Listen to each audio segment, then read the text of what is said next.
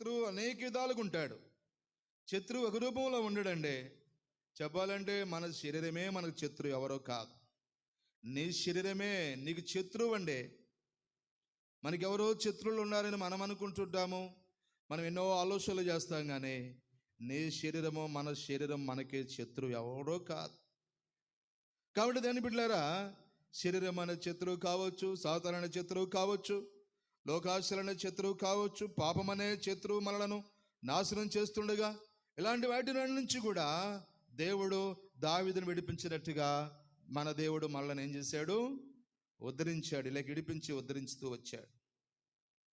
కాబట్టి అందుని బట్టి దేవునికి మనం ఏం చేయాలంట? దేవుని మనము కొనియాడాలా. కానీ దావీదుని దేవుడు విడిపించాడు కాబట్టి